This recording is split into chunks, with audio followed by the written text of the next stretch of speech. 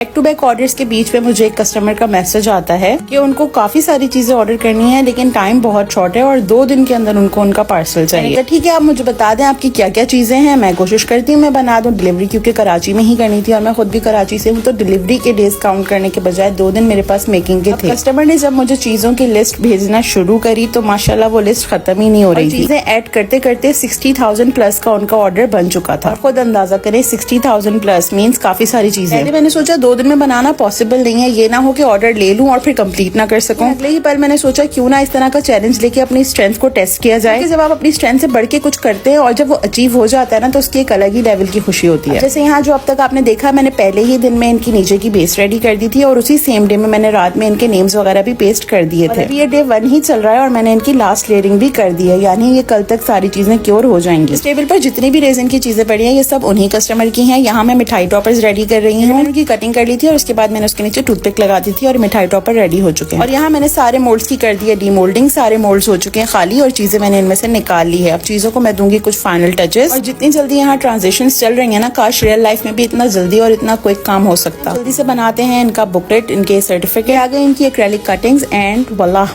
देखिए कितना जल्दी रेडी हो गया। और अगर आपने इनमें से कुछ भी ऑर्डर करना है तो आप मुझे व्हाट्सएप पे या इंस्टाग्राम पे डीएम या मैसेज कर सकते हैं आप अपना ऑर्डर देने के लिए। ओ माय गॉड, ये क्या हुआ?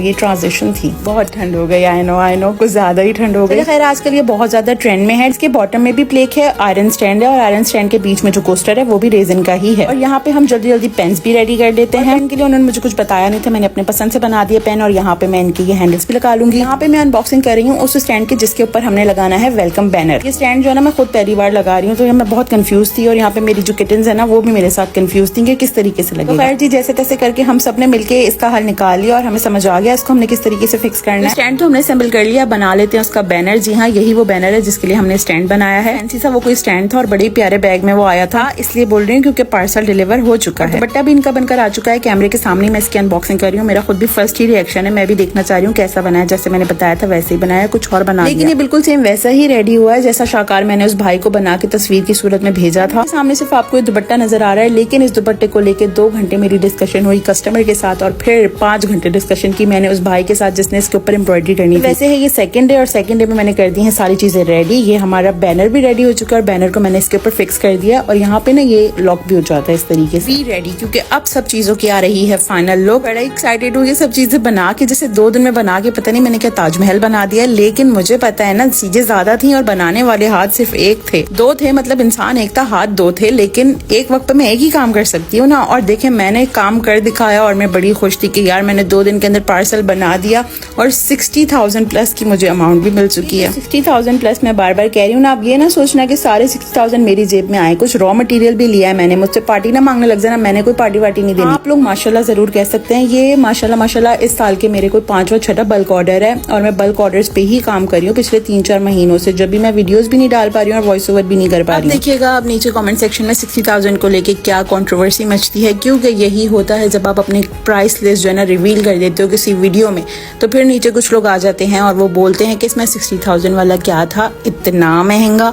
तो यार मैंने कोई गन पॉइंट पे आपको नहीं कहा कि आप मुझसे खरीदो। आपको मेरा काम समझ में आता है, मेरे प्राइस समझ में आते हैं, आप ले लो। नहीं समझ में आता तो आप ना लो, क्योंकि बहुत सारे लकी कस्टमर्स ऐसे हैं जो मुझसे काम करवा चुके हैं, उनको मेरा काम पसंद आता है। कुछ मेरे जैसे समझदार लोग भी होते हैं जो पैसों पे क्वालिटी को कॉम्प्रोमाइज नहीं करते, वो पैसे भर के क्वालिटी लेना पसंद करते हैं और हम जो है वो क्वालिटी चीज सेल करते हैं। और जिसने सड़ना है वो सड़ता रहे, जिसने जो करना है वो करता रहे। मैं तो अपनी चीजों की तारीफ करूंगी ही करूंगी। और यार क्यों ना करें हम तारीफ, जब हम तारीफ के काबिल चीजें बना रहे हैं तो तारीफ करना बनता है ना, फिर कोई हमें एरोगेंट कहे या जो मर्जी कहे। फोटोशूट कंप्लीट करने के बाद मैंने सारी चीजों को समेटना शुरू कर दिया है और सारी चीजों को मैंने क्लिंग फिल्म कर दिया। क्लिंग फिल्म पहले करूंगी, पता है क्लिंग फिल्म बहुत जरूरी होता है। अगर आप लोग न्यू बिजनेस ओनर्स हैं तो अपनी पैकिंग में क्लिंग फिल्म का इस्तेमाल करना शुरू कर दें। इससे पता है क्या होता है, बबल रैप जो होती है ना बहुत अच्छी ग्रिप करती है और उसके बाद ना पार्सल मूव भी नहीं करता। और जो भी आप पैकिंग करेंगे ना वो बहुत ज्यादा नीट होगी। अगर आप बबल रैप या थर्मापोल भी यूज कर रहे हो तो उसको नीचे और ऊपर से बहुत अच्छी ग्रिप मिलेगी, जिसके साथ पैकिंग अच्छी होगी,